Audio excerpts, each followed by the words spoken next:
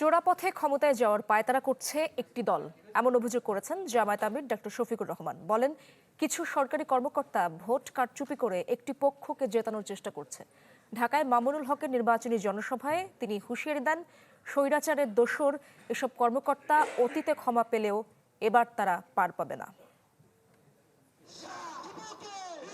রাজধানীর মোহাম্মদপুর কেন্দ্রীয় ঈদগাহ মাঠে ঢাকা ১৩ আসনে জামাত নেতৃত্বাধীন ১১ দলের প্রার্থী মামুনুল হকের নির্বাচনী জনসভা।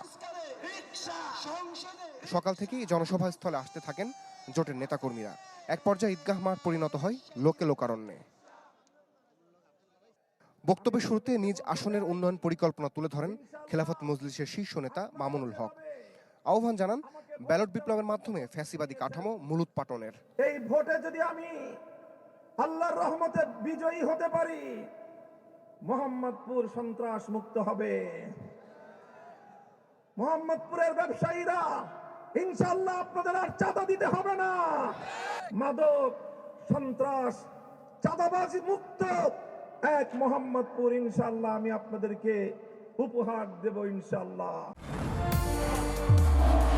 নির্মাণে নাম্বার 1 শাহ সিমেন্ট। ভোট কেন্দ্রে ৪০০ গজের মধ্যে মোবাইল নিয়ে প্রবেশে ইসির নিষেধাজ্ঞার সমালোচনা করেন এনসিপি আহ্বায়ক নাহিদ ও ডাকসু ভিপি সাদিক কায়েম।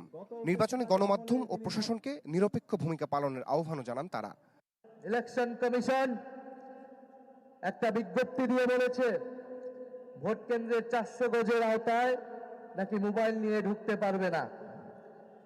ইলেকশন কমিশন কোন জায়গা থেকে এই আইন, এই বিধিবিধান বের করছে আমরা জানি না।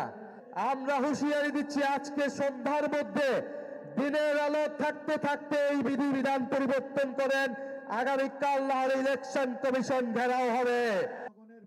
প্রধান অতিথির বক্তব্যে জামাত আমির বলেন, নিশ্চিত পরাজয়ের শঙ্কা থেকেই যারা ভোট কারচুপির পরিকল্পনা করছে, অতীত অভিজ্ঞতায় জনগণ তাদের প্রত্যাখ্যান করবে। ভোট কেন্দ্র পাহারা দিতে নির্দেশ দেন নেতাকর্মীদের। সরকারের কিছু আমলা, কিছু সচিব, কিছু অসৎ লোক এখনো দলবাজি করছেন, বিভিন্ন জায়গায় বিভিন্ন ক্যান্ডিডেটকে জিতিয়ে আনার চেষ্টা করছেন। ক্যান্ডিডেট জিতবে বা পরাজিত হবে সেটা জনগণের ভোটে। আপনি কে? আপনাকে কে এই দায়িত্ব দিয়েছে? মনে রাখবেন, ক্ষমা বারবার পাবেন না। অপরাধ করে অতীতে ক্ষমা পেয়েছেন, আগামীতে সেই ক্ষমা করা হবে না। ক্ষমতায় গেলে মামুনুল হককে মন্ত্রী করার অঙ্গীকার করেন জোটের শীর্ষ নেতা ডক্টর শফিকুর রহমান। জুলাইতে যেমন ফেসিবাদে রুখে দেওয়া রমিজ হুসাইন, চ্যানেল 24, ঢাকা।